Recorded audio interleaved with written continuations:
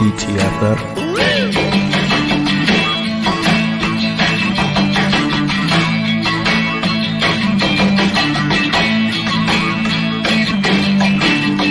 Again, here's Drinking and Talking Fantasy Football with your host, Jake Trowbridge and Dustin Lunt. Hey, welcome back to DTFF, everyone. Happy Tuesday evening if you're joining us live. We have a wonderful episode up for you tonight. Final mock draft of the season, getting ready for the redraft season here. I know that I'm going to treat this as my personal tune-up here for our home league draft, which has not happened yet.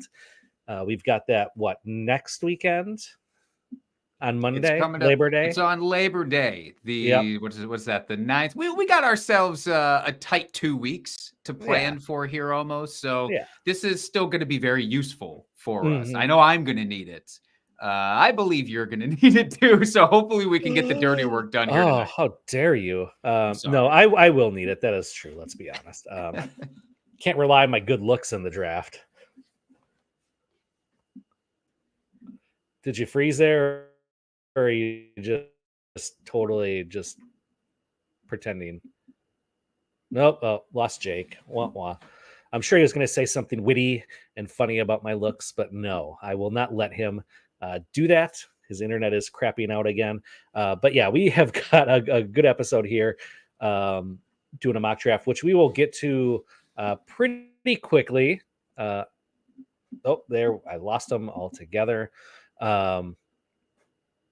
But yeah, let's get into the drunk trade here. I will take care of that while Jake is trying to get back in the stream here. We'll start talking about it, and then we'll have him jump in if he has something to add. Drunk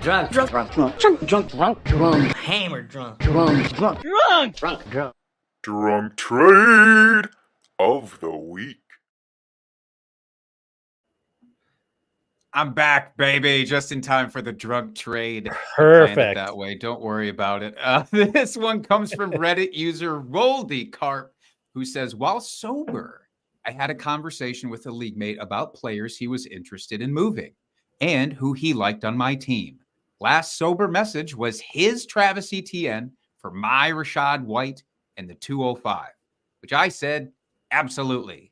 Then went to the bar and had a few, checked my phone to a new offer of his Travis Etienne, AJ Brown, and Cooper Kupp for my Garrett Wilson, my Rachaad White, Khalil Shakir, 205, and the 2025 second.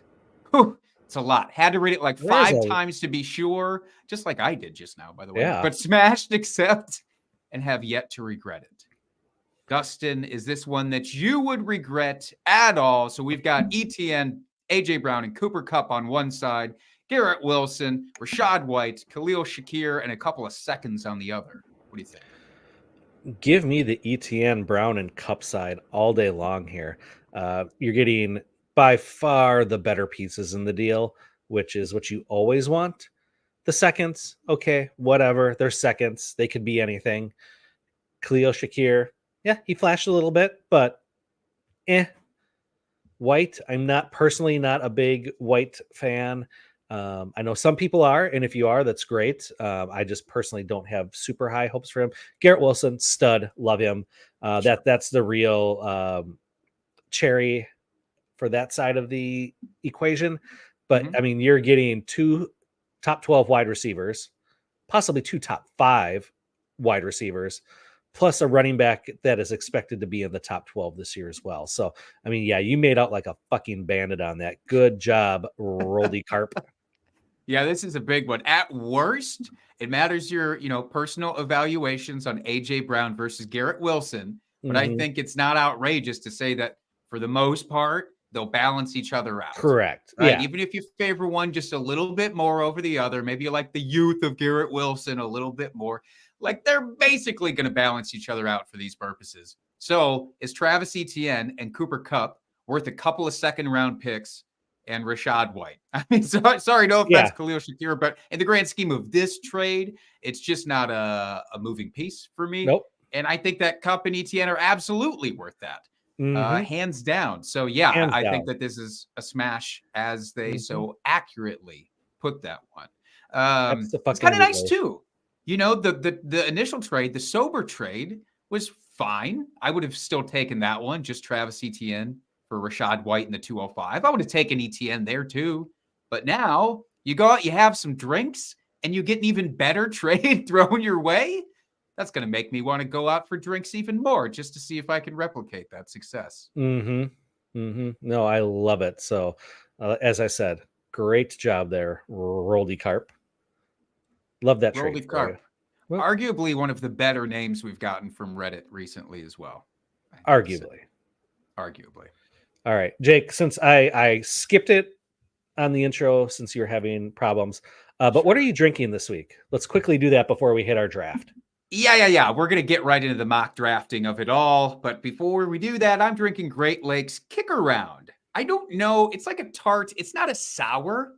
It technically says it's just a tart. That's what it calls itself. I don't know what that means. Is it a tart ale? Maybe. It kind of tastes like a sour, but it's got passion fruit. It's got some guava in there. A nice summer drinker. What are you doing? Nice. Back on the Modelo train, as always. It's what I have left over from the expo. Still working on that. And I just read an article in our local news that has surpassed Bud Light in sales. So people, Wow. I was on the bandwagon way before others were. So there you have it. Before it was cool. You're Confirmed. the reason it's cool, man. You Confirmed. should I be have looking great for a taste in check. beer. You know what? We have great taste in viewers as well. Joey Wright Uh, saying there is nothing sour about these two buttes. I'm gonna suppose he's talking about us there. What do you think? I would suppose so. Yes. Yeah. We'll Thanks, take it. Joey. We'll take a compliment as well as any Wisconsinites can, Joey. Thank you Mhm. for that. I did see Joey is hanging out, by the way, ready and waiting for the mock draft. He, Mhm. along with a whole motley crew, is in there. We've got a couple of open spots, but I say for the good of the podcast, we just go ahead and hop in and get this thing kicked off. So let me Mhm. share the old screen-a-rooney here. Dustin, you want to give the layout of what this is going to be? What kind of mock draft this is? Yeah, so this is just your traditional 12 team PPR draft, snake draft, nothing special, no tight end premium, nothing like that. Basically, what your standard home league is going to be facing if you have not drafted yet, which is we have not. We're doing 12 rounds, 12 teams, 60 seconds per pick. Want it to go pretty quickly here. And yeah, Jake, so do you want to give us a shuffle for the draft I order and sure then will. get underway? Let's do this. All right, let's do it. Oh, Once, twice. No, you got to do the double. You got to do the double tap, okay. man. That's fine. Always got to do the double tap. So let's see. We have got the 2 and 3 are going to be empty, and the 12 is going to be empty. You're at the 11. I'm at the 8. How do you feel about that? I was hoping to be early in the draft because that's where I'm drafting in our home league, but I don't mind the end of the draft either. I actually prefer drafting towards the end of the round. Well, good then. This is going to work out real nice for you. By the way, I already have some trash talk going in the chat here. Friend of the show saying I'm a snipe you, Joey. Obviously, friend of the show is in this mock draft as well. So without any further ado, I'm going to kick this thing off for us. This cannot be undone once you click the button. Thank you, Sleeper, for that. Why would I want to undo such a beautiful thing anyways? Mhm. All right, so we have our 101 on the board. Joey saying that's not nice. I'm guessing he's talking to friend of the show about the snipe job that's happening Mhm. there. Now, Joey being in the 4 spot is a little bit in a position of power here, still potentially. So That's right. I don't know that they were ready for the randomizing. So before our picks, is there anything that you're looking to do? Like, do you have a strategy coming into this, Dustin? Typically, my strategy is to try to hit an anchor RB. I like getting one stud RB early in the drafts. If I can get 2 and then not have to worry about the position, I'd willing to do that. I know RB is such a fickle position where injuries can happen pretty quickly, and you know it's one of the most oft injured positions. But if it works out for you, I find it's a great strategy. Yeah, I go back and forth. I think it really depends on where you are in your draft. If I'm at Mhm. the start of the draft, like if I have the 101, we didn't talk about it, but somebody taking Bijan Robinson, the rookie sensation, at the Mhm. 101. Whoo, whoo. That's the first time I've seen that in a redraft format so far. But the idea of taking a running back there, whichever your favorite running back is, I think makes a Mhm. lot of sense because by the time it gets back to you at the turn of the second and third rounds, that's where I find like there's some question marks at running backs where I'll Yep. probably want to be doubling up on wide receiver there, as opposed to where you and I are in the draft. I'm not really beholden to getting any running back super early. So we're going to see a lot of different strategies here, I am sure. I Yep. went ahead by the time I was on the clock at the 108. We had Bijan Robinson, number one, then Justin Jefferson, CMC, Jamar Chase, Austin Eckler, Cooper Kupp, and Travis Kelce, just barely out of my reach, taking one pick before Mhm. me. I would have loved to have I set I it and I was forget gonna it. ask if that was gonna be your strategy if he was there. I mean, I don't hate it there at the 1-7 at all. Yeah, I think you can take Travis Kelce as early as the 104 this year and feel good about it. I Mm. wouldn't take him above personally CMC, Justin Jefferson, or Jamar Chase, but after that, I'd say it's fair game. So yeah, I was Mhm. definitely ready to take Travis Kelce there. I think, a pretty respectable prize in Tyreek Hill instead. I was kind of wavering between him and Stephon Diggs, who went next, by the way. And then A.J. Brown went, and then you were on the clock. What did you do? Oh, I did what I said I was gonna do. I took a running back. I got Saquon, which I love, especially this year. He's working on that 1-year contract. So I think he's gonna have something to prove, and he is gonna ball out this year. So I am really stoked that I was able to land him. Yeah, you should feel very good about getting him there. Now, the question for you, as we went off for the 12 spot, doubled up with Patrick Mahomes, first quarterback off the board, Mhm. and then Devontae Adams. You're in a position now. Who you're going to have to explain this pick a lot because there's been some news, some happenings with this man. Talk about the next pick. I know. I took Jay Taylor, Jonathan Taylor. Shout out to Wisconsin. You know what? I I'm here to win, and if I can get two stud running backs, I will take that chance. He's going to end up getting traded. Let's be clear on that, and I'm okay trying to sidestep this landmine here. I think it's going to work out okay in the end, whether he ends up playing with Indianapolis or he gets traded. He's going to be playing. It's going to be fine, and I'm not too worried about it. Yeah, it's interesting because how many great landing spots are there for him? I don't know. Maybe two? Like two really great ones? But if you believe that he's Yeah. going to run into issues all year in Indianapolis, then it's by Hmm. default going to be a better thing. So, Hmm. So, Jake, while you're on the clock, you're trying to make your next pick. A couple of wide receivers went. We had C.D. Lamb, Amon-Ra St. Brown. Love both those picks. Um, I was considering both of them. Jake, are you going to pick here? You're almost out of time. Oh my lord, you had me. hiding. Don't rush me. Don't rush me. This was a terrible decision.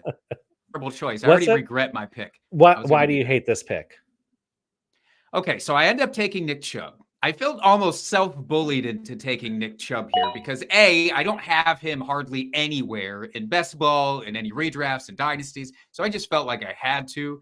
But also there was just this question of like, I wanted to live my credo of waiting to take a running back until like rounds 5 through 9. Because there's so many Hmm. good running backs there based on volume alone. I kind of wanted to do that. That said, Amon-Ra St. Brown going right ahead of me once again put me in a spot where I didn't feel like any of the wide receivers were slam dunks for me. So I ended up pivoting towards Nick Chubb. This is full PPR, so hopefully he is getting the passing down work there as well in Cleveland. Yeah.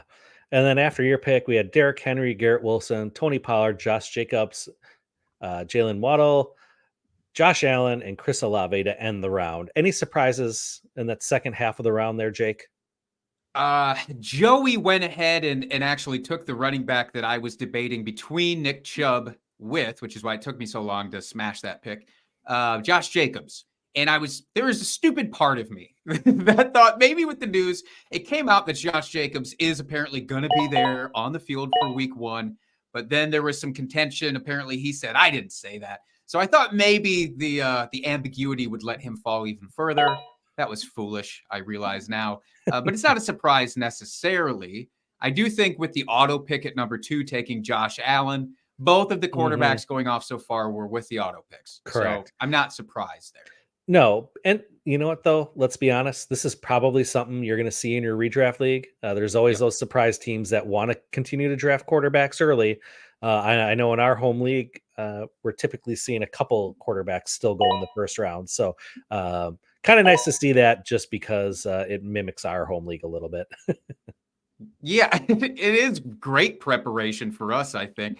And it's not an anomaly. Like, I don't think the auto drafters did that because of ADP. ADP is based off of drafting information. So that's going to happen. I think sometimes everybody thinks everybody's going to go late round quarterback like I do, like JJ Zachariason does. Not everybody's going to do that.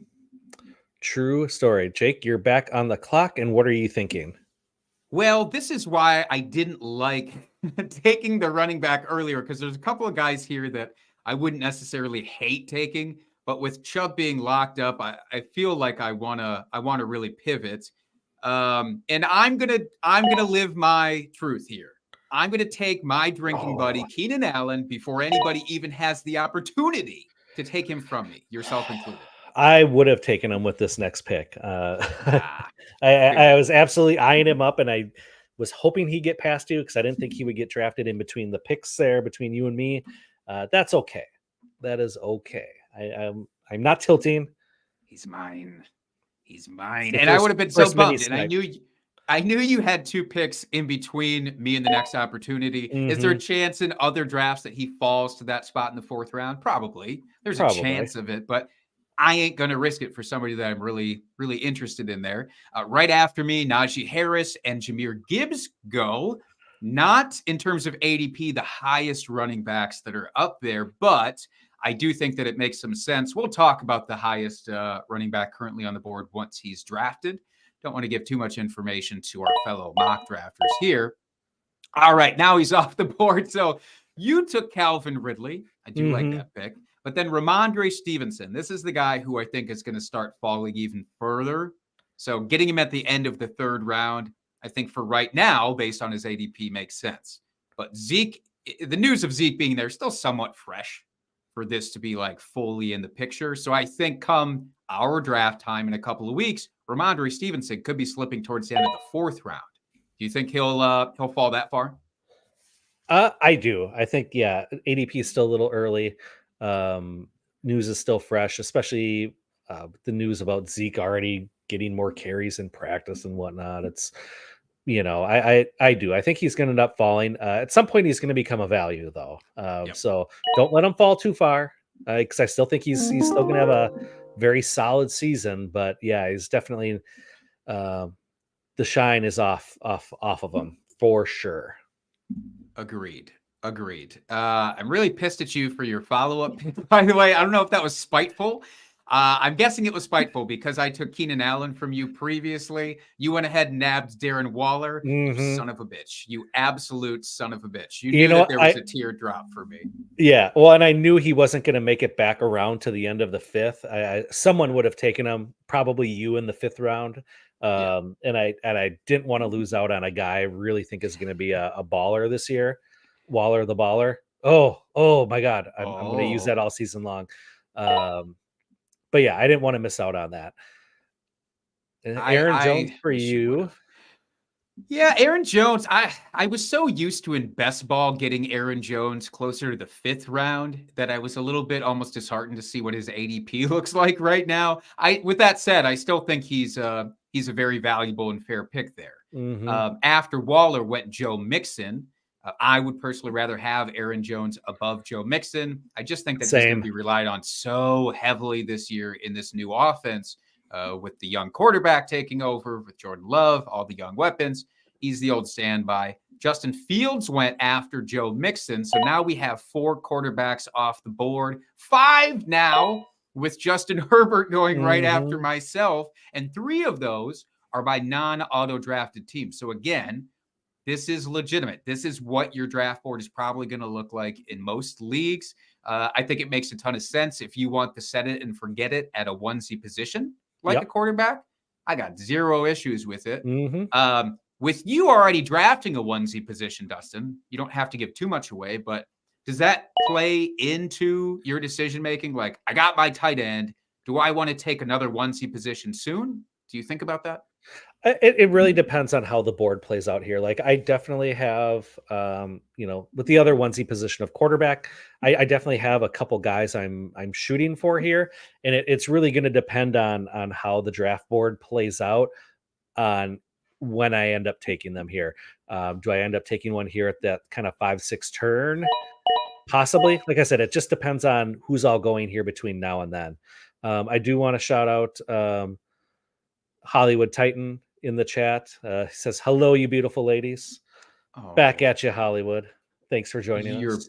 you're beautiful. No, you stop. I did want to get your thoughts here. So a bunch of running backs have obviously gone at this point. We've got 15 or so have gone in the first 4 rounds. I don't know if that's shocking to people because wide receivers typically have been drafted really, really Mhm. early based on ADP because I think there is a perceived cliff drop with them. Not everybody's into my mode of waiting on the running backs. I didn't even wait on running backs as long as I typically do here. So I'm breaking the mold as well. Do you get fearful with how many running backs have gone now? Or do you share my view that there's still plenty of depth here? There's definitely some guys that had I not drafted 2 running backs out of the gate that I'd be looking at and definitely interested in. There's definitely some good value. Outside of a handful of running backs, there's not really bell cows anymore anyway. So once you get outside those handful of guys, you're not really missing out on a ton. You're playing more for the pass catcher plus upside of running backs. Yeah, yeah. I'm gonna hate whatever ends up in the 6th, 7th, and 8th rounds by default. I just know it. Even though I say that I won't, I know that I ultimately will. Um, I said early on, by the way, I'll go back with the Darren Waller thing. I said after Darren Waller's drafted, like I'm gonna wait forever. I said I would Mhm. draft a kicker before a tight end potentially if Waller was off the board. With you doing that, and now 2 other tight ends going in TJ Hawkinson and Kyle Pitts, it's made me feel even better about the decision to just wait an eternity on tight ends. We're not drafting kickers here, so I won't get to put that part into practice. But in my head, I'm going to be playing around with what round would I hypothetically do that here? Well, Let's while see. you're contemplating that, give us your next pick. I'm trying, man. I'm at a All right. spot right now. So I have 2 wide receivers. I have 2 running backs. Again, didn't plan to take 2 running backs. And I see a bunch of running backs at the moment here that I would feel so great at nabbing. And that's why I'm kind of kicking myself for not waiting a little bit, honestly. But I'm going to go ahead and do this. I'll take Miles Sanders. I'll get a 3rd running back lined up. Our lineups, by the way, for this are going to be 2 running backs, 2 wide receivers, and 2 flex spots. So it's not something where you have to balance out the positions that way. But Mhm. I just looked at the wide receivers and I already feel kind of grossed out about who I'm seeing. So there's a chance that I come back and hammer a running back even on the tailspin here and lock up a 4th before I do anything. Who knows? But you are 2 picks away. Do you feel any sense of urgency about a position at this point, or are you just rolling the waves? No, I'm just rolling with it. I like. There's a lot of options, a lot of guys out there that I'm definitely would still like on my team. I'm feeling good about where I'm at so far. Typically, I don't draft tight end quite so early, so it'll be interesting to see how this all plays out. But so far, I'm loving it. Uh, yeah, so I'll recap here this 5th round. So we started with Javonte Williams, Kenneth Walker, then Hawkinson and Pitts went off the board. Then Drake London, teammate of Kyle Pitts, DeAndre Hopkins, Terry McLaurin, Miles Sanders, Christian Watson, J.K. Dobbins, and now I am on the clock. And the guy I still want is there. So I'm going to take him.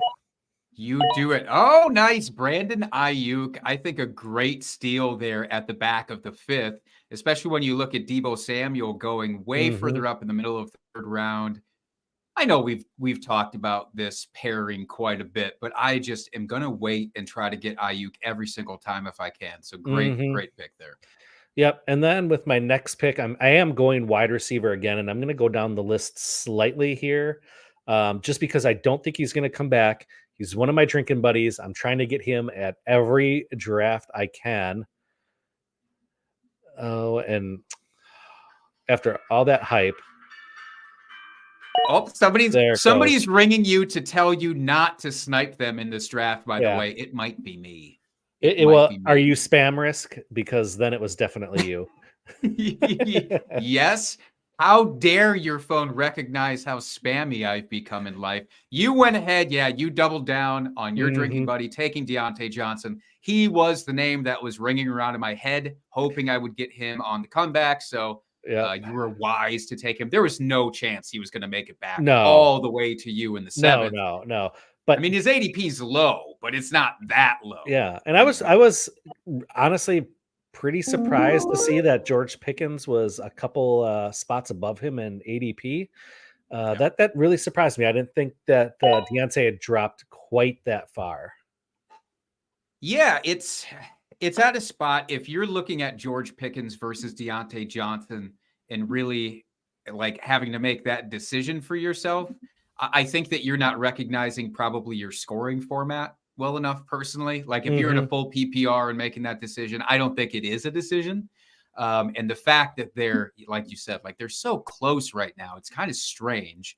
Trevor Lawrence went right after Deontay Johnson. Then my guy, James Conner. Look, I toyed with fate. I toyed with destiny, drafting too many running backs. That was on me. I absorbed too much of the running back depth early, and it cost me my other drinking buddy in James Conner. So I followed it up. He's not a drinking buddy per se, but we've talked about him so much on our podcast. He should be by default. It's Tyler Lockett. We got some news that Jackson Smith and Jigba broke his wrist. It's going to be a slow start to the season for the rookie in Seattle then. Not saying it's going to hurt his long-term effects for the season absolutely or anything. not. Right, but there's a few more weeks where I feel even more confident in Tyler Lockett coming out and kind of being the man of destiny here. Absolutely. Ooh, then we got Michael Pittman right after that. I thought about Michael Pittman, by the way. What's your thoughts on him with the rookie quarterback, Anthony Richardson there, with Jonathan Taylor potentially on the move? Is this somebody that everybody's looking over too much? I think a little bit. He has shown out. He's given us, some solid seasons to start his career with very poor quarterback play. I mean, he had the corpse of Philip Rivers and not Philip Rivers. I'm sorry. Matt Ryan and old firehead Carson Wentz as well, so it's not like he's had old heads. All the old heads. He's not had good quarterbacks, and I know with Richardson, questionable about his accuracy and things like that, but he's definitely going to be an upgrade for Pittman. So getting him in the middle of the 6th round, I think is great value. Yeah, I do like that a lot. Dallas Goedert went after him. Mike Williams, a guy who actually kind of fell further than I thought he would, making it into the 6th here. There's a big gap between him and Keenan Allen. I'd still rather have Keenan Allen. 100%. But that's a big dip. I'm on the clock here, so I'll make my pick here. But anybody else stand out in the picks in between here? We just had a little mini run of running backs there. We had Kamara, end of the 6th, which I think is great value considering he's only missing 3 games. So Joey, well done on that pick. Then Swift and Dalvin Cook went, Cam Akers, Rachaad White, who we just talked about in our drunk trade. So yeah, a little bit of mini run here of running backs, but that's okay. I'm okay with it. Are you okay with it, Jake? I'm okay with it. I wouldn't normally be okay with it if I was adhering to my previous draft strategy. But this has actually let me draft some guys that I typically do not, Tyler Lockett being one of them, and then Christian Kirk being another. The gap, so you took Calvin Ridley at the end of the third round. Mm-hmm. I thought about it even for a split second with Keenan Allen. Once I realized Keenan wasn't going to make it back, it was easy. But I did think about it. And then Christian Kirk falling this far, it just seems too much of a gulf. Like the gulf between Brandon Ayuk and Deebo Samuel is smaller. And I think that this should be smaller. I think Christian Kirk and Calvin Ridley should be closer together in ADP. Calvin Ridley, he could be amazing. Obviously, he was a top 5 guy, the last that we actually saw him play. But Christian Kirk looked like a dominant force in this Jaguars offense just last season. And I think we're writing him off too soon. So I do like the discount there with him. Saw Antonio Gibson go right before me. I love that pick. I do think that he should be finally maybe utilized the way we've all been dreaming he would be since coming out of college. We've been fooled before, though. But then David Montgomery going right there, another great value pick for running back. James Cook, and then you did it. You beautiful son of a bitch. You sure did it. You did. took A.J. Dillon. How you feeling about that?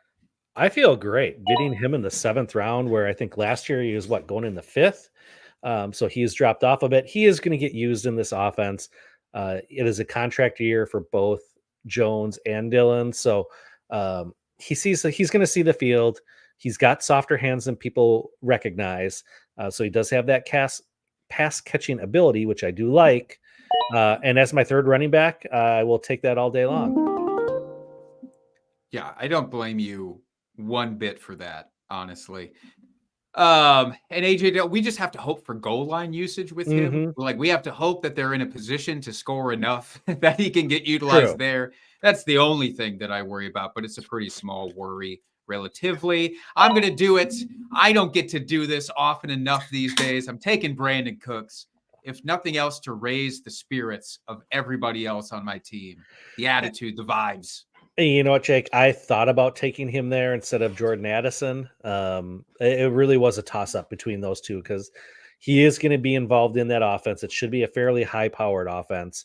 And, but I also like the offense of Minnesota. I mean, you got Justin Jefferson going to be pulling the bulk of the coverage. So Addison should get his filling of targets as well. It's true. Jordan Addison, I think he had like a little shoulder injury thing that they were kind of monitoring, but I haven't heard it being anything substantial. Am I misremembering that? Felt like that was a thing. Maybe that's not a thing.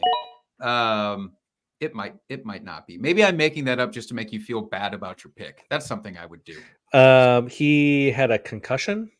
Oh, or he's in the concussion protocol. Okay.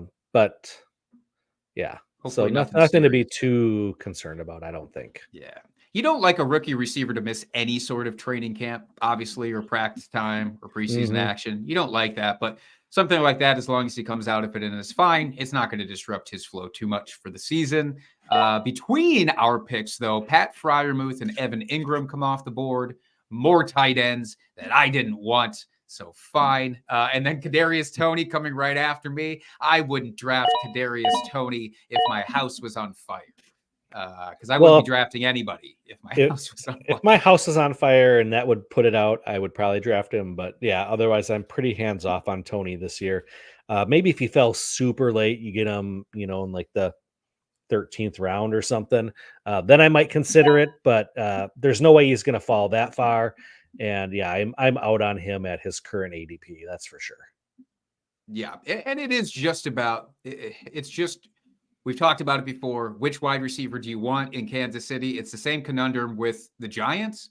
And my answer is whoever is going to fall later than that. That's my preference. But by the way, Double Badger in the chat saying needed some upside. I totally respect it. And at this point in the draft, by the way, as we are in round 8, or we're in round 8, that's the point where I throw ADP out the window anyhow. And it's just like, get the guys, because at this point, it doesn't really matter. Do you still kind of adhere to ADP in any way, or do you get off that boat? A little bit. I mean, I don't follow it too closely at this point. Yeah, I'm mainly going for guys that I think are going to produce, my drinking buddies or guys I think that I have upside. Yeah, I'm not wildly like, scrolling all the way down being like, "Oh, I'm going to draft, fuck, I don't know. Throw a dumb name out there." Um Sure. I don't now I'm gonna risk insulting any number of people who love this person, but let's say Noah Fant. Let's throw Noah Fant out. There you go. Huh? Yeah, I mean, like, I'm not gonna go down that far, but I'll reach a little bit. Like, I felt that I reached, a little bit with that Deontay Johnson, but I also didn't think he would make it back, so that's why I did it. So, yeah, reaching a little bit is fine. Going for guys you want, great. But I try not to get too far outside of ADP because at some point you're just losing great value, and probably a guy that you'd be able to get a couple rounds later. It's like, why draft him earlier than that? Absolutely agree. Yeah, you don't have to go dumpster diving at this moment, but the difference in like who is sitting at the top of your draft board versus Mhm, who is 10 to 12 picks later, that doesn't matter to me. I will jump over 10 mhm. to 12 guys instantaneously if it means I'm securing the guy that I'm really interested in there. By the way, emo cowboy Tyler taking Jamal Williams, that bummed me out. That bummed me out hard. I was really hoping that he would be sitting there ready for my pick here. He is not. I'm on the clock. I'm still not wanting, by the way, to draft a quarterback. This is still a spot where I am confident, holding strong. I still don't want a tight end. I'm going to live up to that part as well. I'm starting to try to find a running back here that makes me excited in any small way, and it's not it's not happening. There's nobody here that I'm interested in. I'm going to take Cortland Sutton. I'll throw another wide receiver onto the fire here. I was not a Cortland Sutton believer early in the offseason. I'll tell you that. But injuries in Denver have almost kind of forced me to look at him as a potential value here with Mhm. not only Tim Patrick out for the season, but KJ Hamler, his prospects not looking good for this year either. I mean, what do you do? Yeah. What do you do? Do you just look at that guy who showed that he was capable of some solid fantasy production and just poo-poo him because of a bad year? I don't know. Can't Well, do he's had a rough couple years, but I mean, the year before his ACL, I mean, he was a legit number one wide receiver. And he was very highly drafted coming out of the draft of his class. So I mean, yeah, the talent's there. Just for whatever reason, he has not been able to recapture that glory. So hopefully, this is the year for it with Sean Payton there. And now I'm fairly pleased, Jake, with this next pick I'm going to make. Oh, Player I considered taking last round instead of Jordan Addison hey. and AJ Dillon. I'll be honest. I thought about taking him, and he fell to me. I'm very happy, and that is Mr. A Chain coming home to me. Hey, you got your guy. You That's got your right. damn drinking buddy. That's two, the Sfar shooter that you Yeah, have. So give me two, I Utah. do you worry about the potential of your two running back picks leeching each other if Jonathan Taylor were to go to Miami? There's been interest apparently from Miami in Jonathan Taylor. Well, so be it then. At this point, it hasn't happened. I mean, Jonathan Taylor, he might not get traded till the trade deadline. We don't know what's going to happen, and I'm not going to play those games right now and worry about it. As my fourth running back, Mhm. I'm not too worried about it. That's fair. You have a very balanced team, and you son of a bitch. Yes. All right. Well, that's on me. That's really on me. Romeo Dobbs coming off the board. I think that he's a tremendous value. I Hmm. really do.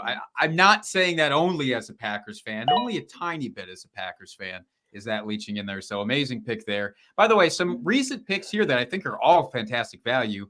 Zach Charbonnet going right after my Cortland Sutton, I think is great. Sky Moore going. This is more of the range that I'd want to take a Chiefs wide receiver in. So I like the Hmm. Sky Moore pick before your A chain. And then Watson, Odell Beckham, your Dobbs, Rashad Bateman, I think is a great Hmm. pick. Elijah Hmm. Moore, I think is a great pick here. So a lot of really studly wide receiver talent still left. Hmm. Well, potentially studly. I should say. Nothing certain here. I got the opportunity. I'm not going to mess around anymore.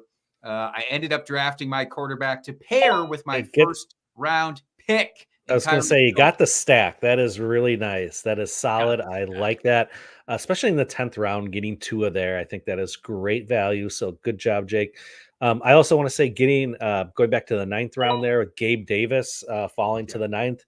He's finally getting drafted where I'd be comfortable taking him. So in the 9th round, I think that's pretty good value and a guy that definitely has that upside. So that was good pick by the computer there. Absolutely. One of the better computer picks we've seen thus far. It's getting better, that AI technology is learning. For what it's worth, by the way, once we wrap this up, we'll have some time to kind of go over the teams more in depth. So stay tuned for that. But how do you feel right now about the structure of your team? You actually have a very balanced team compared to mine and compared to a couple of the others. I do. I'm playing the waiting game with quarterback. I've flirted with maybe taking a quarterback the last few rounds, and I'm like, oh, I can wait. And now that 3 have gone off in the last round, it makes me a little nervous for the player I am eyeing up here. But still, I think lots of good value at quarterback, especially taking that late round approach. Yeah, I'll be curious if your pick is my drinking buddy, which, by the way, is somebody I thought about waiting to draft a little bit later. Oh, no! He went off the board. Geno Smith is now gone, went right before me. Don't know if that's who you had your eyes on. If I hadn't taken Tua or he hadn't fallen, that's who I was going to try for. Didn't work. I think that the auto pick team's taking 2 quarterbacks at this point. Not out of the realm of reason. Again, that can very much happen in a 1 quarterback league. It happens in our home league all the Yeah. time. Yeah. So that wouldn't be surprising. I mean, it seems slightly early for a second quarterback, but Sure. maybe that's just me. As seen, I don't even have 1 quarterback yet. Getting a second just seems like a luxury.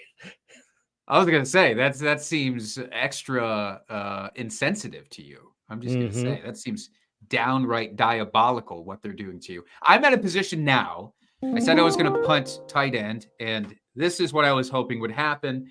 It gives me the opportunity to draft Chig Okonkwo, not somebody that I was in love with after the DeAndre Hopkins signing, but with the news of Treylon Burks and his sprained LCL, that's going to cause him to miss a few weeks. That's the opening that I'm okay with for a tight end now, saying, all right, I draft him for the first few weeks while Burks misses. He can now be the number 2 target on the team for those weeks. When Burks comes back, if Chig gets shoved aside, I drop him and I stream the position. So I felt good about that. And then Tyler Higbee went right after me. A great tight end dart thrill, as there are, I think, a few still lingering. And then Kenny Gainwell, supposedly the number 1 running back. Philadelphia, by the way. And you finally broke and took a quarterback. I did. I stacked Daniel Jones with not only my running back of Saquon, but with Darren Waller as well. So going Giants heavy, but I think that could really pay off. And Daniel Jones was QB9 last year. Yep. And getting a target like Waller is only going to help that offense. And then I took, had to get a piece of that Kansas City offense. So I took Justin Ross, the preseason favorite. I probably wouldn't have drafted him this early, but seeing as we're only going 12 rounds, I wanted him on my team. It was a spirit pick more than anything, just to make sure that you felt whole after that. Yeah, I completely get that. Rashee Rice, another Chiefs wide receiver, going right after that. So they're going to start going hot and heavy. 3 Kansas City Chiefs actually back to back because Jerick McKinnon went right before that. So a lot of pass catchers on that offense. All great dart throws, as is Jalen Hyatt, wide receiver for the Giants. Again, any of those guys, if you like Hyatt, if you like Paris Campbell, if you like whoever, throw your darts at this stage in the game. I'm completely fine with it. For my last pick, I went similar as I did with the thought process with Chig Okonkwo, taking Kendre Miller here. We know that Alvin Kamara is going to be out for the first 3 games with his suspension. Maybe Miller gets hot in those 3 games, and I have a usable running back. Maybe he gets so hot that he even works his way onto the field when Kamara gets back. So went for it. Felt fine about it. Then we got Tank. somebody named Tank had to go in this draft, so I'm happy about that. Damian Harris, Nico Collins, Jared Goff, Adam Thielen, Ezekiel Elliott with the second to last pick in the draft. We're waiting on Mystery Relevant. I can't see it. Luke Musgrave had to go. The GB Homer, by the way, went to GB Homer. I love that. That is their name. They said in the group chat initially, somebody was taking Musgrave, and I'm glad that they ended up getting their man there. So, Dustin, look at your own team first, and then we'll kind of branch out, talk about some of the other teams that we like, don't like. How do you feel about how you wrap this thing up? I actually really like this team. The only pick that I'll say that I wasn't too happy with, but I felt like I had to take him, and that was Calvin Ridley in the third. I don't know. I guess I'm not a Ridley truther. I'm hoping he comes back to form and he is the wide receiver 1 on this team, but I just don't know. But I needed a wide receiver, and he was the best option on the board for the players that were left. Maybe I was tilting slightly after you took Keenan Allen a couple picks before me, because that was definitely the guy I was eyeing up to take. So, but otherwise, I really like how my draft went. I'm really happy with my team.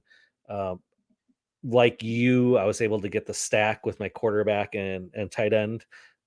So I'm happy I got the QB stack there. Yeah, overall, I really like my team. How do you feel about your team, Jake? It felt really weird. It was such a weird start in this draft. Again, I wasn't preparing to take Nick Chubb. I wasn't preparing to take Aaron Jones in the fourth. It kind of went against a little bit of what my philosophy was going to be, but in the method of trying to stay, wet. That's what they say, right? Stay wet, stay water. Maybe go with the flow is what I'm saying. Ride the wave, whatever water analogy you want to use. It did throw me off a little bit, and it kind of made the middle rounds really interesting for me. So taking Lockett, Christian Kirk, Brandon Cooks, Cortland Sutton, all in a row was a very strange feeling. I do feel like maybe I sacrificed a little bit of upside. I still love the Lockett pick, and I love the Kirk pick. I think Cooks and Sutton might have been a couple of steps too far. I don't know. I like that Brandon Cooks pick. Yeah. I like Brandon Cooks. I think he's going to have a good season.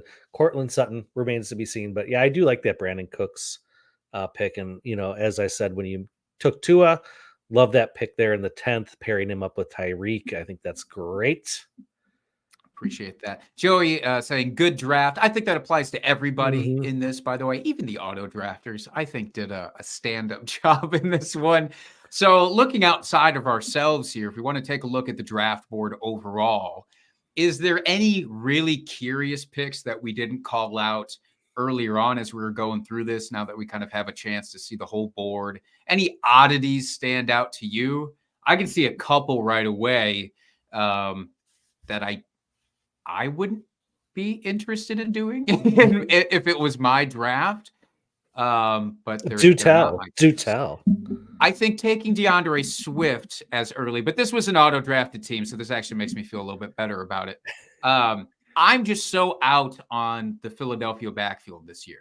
I don't think we're going to get a clean Miles Sanders representation like we did last year, where there's one guy, making it work based on just rushing ability alone, because he wasn't getting a lot of targets. And now we've got DeAndre Swift, whose primary objective has been for the last few years, catch the ball. I don't think he's going to get that many targets. And we've got Rashad Penny. Who knows if he stays healthy, obviously. And then the coaching staff hyping up Kenny Gainwell, though. It just seems like a mess. That's a backfield I'm just staying away from entirely.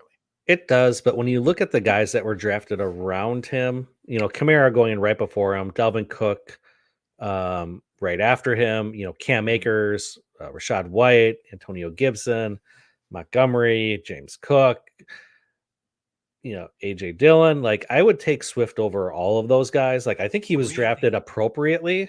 Okay. I just don't have faith in the upside of those other players. To get a guy that, we figure it's probably going to be a shared backfield, but I think the upside is there because, like you said, Penny, we don't know what's going to happen. Sure. Gainwell, yeah, he's flashed in the preseason. The coaches are saying all this stuff, but that could just be coach speak for the preseason, you know. So I think out of all those running backs, he has probably some of the best opportunity on a high-powered offense. Maybe. I think that Antonio Gibson and Cam Akers have more upside than he does, actually. Yeah, And I would personally take every one of those running backs. I would take every one of those running backs above him. I would put DeAndre Swift after AJ Dillon. Honestly, though, Dalvin Cook was actually higher too. I would put Dalvin Cook much further down that list of running backs that were taken in that range. But again, that was an auto-drafted team. That's what right. the ADP dictates. So, Jake, how strongly do you feel about this? Strong enough you want to put a beer bet on it? Yeah, absolutely. Yeah. Why don't we do it this way? So that's fair to both of us. So you would take him above everybody. I would put him behind all of them. Why don't we do something in the middle? How many running backs is that? Do we want to include Kamara in this No. grouping? We'll start with Swift in later. Yeah. So Swift, Cook, Akers, White, Gibson, Montgomery, other Cook, and AJ Dillon. So that's 8 running backs. Mm-hmm. What if I say 4 of those running backs will outperform DeAndre Swift? Yeah, I'll take it all day long. Does that work? Yeah, let's do 100%. that. I'll smash that. All right, beautiful. That's a good split, I think, for us. That's an appropriate over-under. Minimum games, I think, are normal bets, like 10 minimum games or something like that. Okay. Done. I feel great about this. And thank you for calling out beer bets, by the way. We probably need to make some more before the season kicks off. But any other picks that stand out as objectively odd to you in this board? Or interesting, even? Just something that kind of jumps off the page to you? Yeah, I mean, as I was saying, kind of with my Ridley pick, some of those wide receivers going right after him in ADP, that's kind of just a weird area for me. Personally, with like Amari Cooper, Jerry Jeudy, got Drake London, McLaurin, Hopkins, Watson. You know, that's kind of a weird area of wide receivers after you pardon me, have those studs in the first few rounds. Which is part of the reason why I took Ridley there. But that kind of couple rounds there is kind of a little bit of a dead zone for me as far as wide receivers go. So it's just some of those picks. It's like I understand why you take them there because you kind of have to because it does get gross real fast, but I don't like it. I fully agree. I felt, again, if I hadn't been able to nab Keenan Allen, I was like dreading it. And it's why I felt forced into taking a running back with the next pick there because I just didn't want to, and you had already taken Darren Waller. So I didn't want to get trapped up in that kind of middling wide receiver game to me for that tier. With that said, I do think that drafting out of the 1 spot has a lot of advantage for that. So we talked about it early on, but taking Bijan or whichever your preferred running back is, and then double tapping wide receiver there with Chris Olave and DK Metcalf, I think that that's a fantastic strategy. And it almost makes me want to have the number 1 through, let's say, 3 spot. Because any one of those picks, a lot of people might take Justin Jefferson 101, Jamar Chase 102, and you could have CMC at the 3 and do the exact same thing there. And in fact, the third spot or third team did just that, taking CMC, Jalen Waddle, and T. Higgins. That cluster, by the way, Waddle, Olave, Metcalf, Higgins, and let's throw Devontae Smith into the mix. That's a jumble, and I'm comfortable getting any 2 out of that group. Do you have a preference? 100%. No. Maybe the lowest one I'd be on is DK out of them, but I mean, I'd be happy with any of those 5 falling to me. And to get 2 of them on my team, I'd be ecstatic for. Like that's fucking great. Yeah, and then I do like auto draft team 3 there, getting the Higgins Burrow stack. That is nice. Right. Well done, computer. Well done. This is the year, like more wide receiver 2s on their own teams are going higher in drafts than ever before, it seems like, because it's just people are offenses that they want to have in their fantasy drafts. It makes a ton of sense. Obviously, you want to chase good offenses who are going to score a lot of points. So why the hell not? I will say with the other end of the spectrum, so right after you, the auto team 12, I think is not a spot that I want to be based off of what happened here. At least it's not a spot that I would be comfortable with. I do love Devontae Adams at the turn. He's still just going to smash. He has a good enough quarterback. That's all he needs is a good enough quarterback. Yep. But then with the, I like ETN for long-term for Dynasty, especially. I'm a little lower on him, I think, than consensus this year for redraft. So I don't know, man. That's an interesting one. Who's your favorite team that's not your own out of this? Oh, that's not fair. Yeah, it is. Come on. We both gotta incite some rage against us from whoever we don't name here. I will probably have to go with just kind of quickly glancing over the teams here. I hate to say it, but I'd probably go with Team 3. I really like that computer drafted team with McCaffrey, stud running back. You got Waddle, Higgins, the stack with Burrow. Hawkinson should have good production. Swift, I know you're not high on him, but I like that pick. Brown, I do. I like Brown, Quentin Johnson, Gabe Davis. We had talked about. Yeah, I like that overall. Obviously, I wouldn't have necessarily drafted a second tight end and a second quarterback so early. But I think I do like that team. At least the starting lineup for that is real solid. Yeah. Yeah, I like that a fair amount. I'm kind of torn between two teams here. Emo Cowboy and Joey Wright. I think both had my preferred types of builds for the most part. Like even with Tyler, Emo Cowboy taking Jalen Hurts in the 3rd round, I'm still very fine with that, because if you're going to and you just want to do the set it and forget it thing, Jalen Hurts has as much of a chance as anybody else is finishing as the number 1 overall guy. You got him as the 3rd quarterback in the draft, so I don't hate that. I love the wide receivers there. It's Cooper Kupp, Garrett Wilson, DeAndre Hopkins, and I know Jackson Smith and Jigba, we talked about maybe having a slow start because of the wrist thing, but when he comes back, I think all 3 of those wide receivers are going to be fantastic. And I like the later round running backs there with Brian Robinson, Jamal Williams, who I was bummed I got sniped on, even Jalen Warren. I don't want people overhyping Jalen Warren, but I do think he's going to be pretty good this year. And then Joey, Jamar Chase, Josh Jacobs, Devontae Smith. When you start off your draft that strong, it's going to be hard for me to not love the rest of it. Even though Amari Cooper, it's not my flavor. And Kyle Pitts, we just got to freaking hope that Arthur Smith finally gets his head out of his ass here. But then I like Kamara too, because when he does come back, he's going to be firing off strong. Don't love the Michael Thomas pick. I'll be honest. When their own team says, like, we hope he's the 3rd or 4th passing option on this team, that doesn't bode well for you. But otherwise, I absolutely loved it. So great draft overall. I feel better. I feel more confident for our home league draft. Do you feel better or do you feel worse?